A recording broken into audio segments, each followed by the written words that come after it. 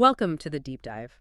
This is where we take your sources and really pull out the most interesting insights. Love the plan.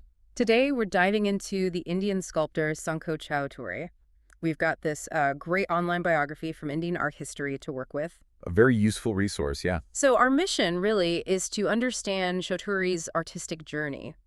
You know, how did he manage to blend that deep Indian sculptural tradition with, well, modern art ideas? It's a fascinating mix. Exactly. We think you'll find some real aha moments looking at his unique way of sculpting. Definitely.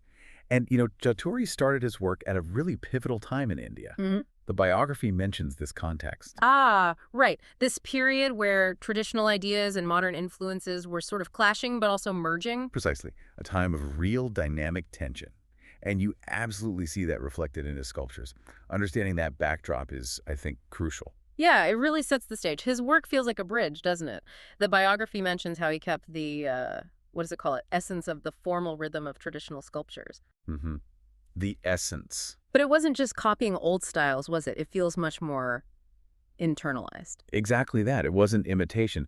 What's so interesting is how he absorbed that traditional sense of rhythm, of balance, and then he expressed it using pure forms, but within a modern way of thinking about aesthetics. So taking the spirit, but using a new language. That's a good way to put it. He wasn't stuck in the past. He was actively engaging with contemporary art ideas and sort of reinterpreting them through that traditional lens. And it sounds like he wasn't afraid to experiment. The source mentions his work in a variety of material and forms of expression. Oh, absolutely. He seems to have had this real artistic curiosity, Yeah. always pushing boundaries, trying new things, not tied down. Which makes sense, given his approach. And this experimentation, it wasn't just random. The biography highlights his deliberate studies in oversimplification. It says they were driven by feeling and imagination. Oversimplification.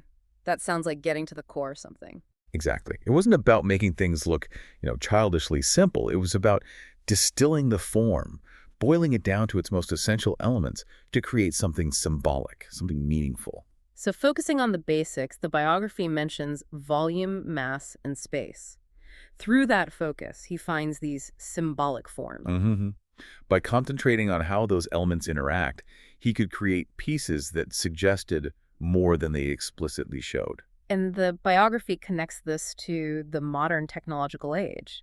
How does that fit in? Well, you could think about it like this. The modern era brought new materials, new ways of thinking about construction, efficiency, design. Chaudhuri's focus on these sort of fundamental, almost structural elements, volume, space, simplification.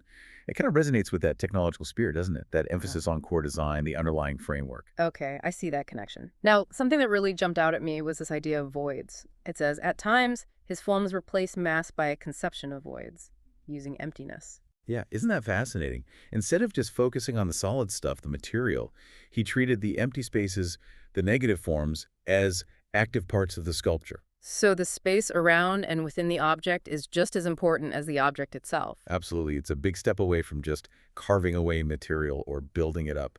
It shows a really deep understanding of how space and form work together. And all this leads to what the biography calls his mannered personal style. What makes a Chaudhuri piece instantly recognizable? What are those defining traits? Well, the text points to his dynamic treatment of line and volume to simple shapes. So it's about how he handles even basic forms, not statically, but with energy, with movement in the lines and how the volumes are expressed. So even simple shapes feel alive somehow. Exactly. It gives his work that distinctive signature, that personal touch. Okay, let's really try and break down this concept of stepping out of the plane. The biography really flags this as important in his later work. What exactly is that? Right. So traditionally, think about stone carving. As the biography notes, it's about reduction or subtraction. Mm-hmm. You start with a block and carve away to find the form inside. Taking material off, got it. Stepping out of the plane is, well, it's the opposite. It's about the addition of volumes. You're building the form up, adding elements together rather than subtracting. Wow, okay. So flipping the traditional process on its head. And the source says that while this additive approach is more common now, Chaudhuri was doing it early on, and not just with sheet metal, which seems key. Mm-hmm. That's significant because building up forms was more typical for, say, clay, or like you said, sheet metal, things you can bend and join easily. Right. Applying that additive idea to harder materials, maybe wood, maybe even thinking about casting in sections. Mm-hmm. That required a different way of thinking, technically and conceptually. He was exploring that quite early. So how did he actually do it? How do you step out of the plane? The biography mentions using simple shapes like the square or rectangle as a starting point, which sounds almost counterintuitive for creating irregular forms. Yeah, it does, but that's the clever part. Yeah. He'd take these basic geometric planes and then transform them, using things like straight cuts, adding curved contours, making internal cutouts. Ah, okay. Modifying the simple plane. Exactly. The biography has a lovely phrase. Plane surfaces with varying contours are bent into space transformation. So you take that flat shape, you cut it, bend it, manipulate it, and suddenly it's occupying and shaping three-dimensional space in a whole new way. I can almost picture that, taking a flat piece and giving it dimension. And it seems like one shape or feeling comes up often in the bird form, even in his simplified works. Yes, it's mentioned quite a bit. Not necessarily literal birds, you understand. No, not like a photograph. Right, more like suggestions, free interpretations. Maybe it's a certain curve or an angle or just that sense of lightness he achieved, that light, airy feeling the biography mentions. It evokes the idea of a bird, the essence of flight, without being a direct copy. Capturing the feeling rather than the exact look. Precisely. And what's the ultimate goal here? The biography says his work tries to express the essential spirit of things. That sounds big. It is a big goal for an artist, yeah. Whether he was casting metal or working sheet metal, the aim seems to have been to get beyond just what something looks like on the surface. To capture its core, its nature. Exactly. To capture its fundamental quality. The biography talks about a shift from material volume to virtual volume. The space around the sculpture becomes active, part of the experience. It's about circumscribed mass imbued with a remarkable sense of rhythm. That idea of virtual volume ties back to the voids, doesn't it? It does. And those negative volumes produced by openings, the holes and gaps, the biography calls them an outstanding plastic element. Plastic element, meaning they actively shape the work, they're not just absences? Yes, exactly that.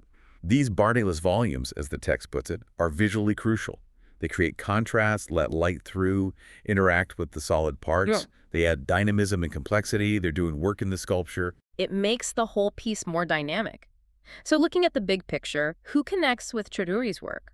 The biography suggests it appeals to both the humanist and the advocate of pure form. That's quite a wide net. It is, and I think it speaks to the depth of his work. If you're interested in humanistic ideas, you can connect with that search for the spirit of things, those fundamental qualities he's exploring. And if you just love abstract art.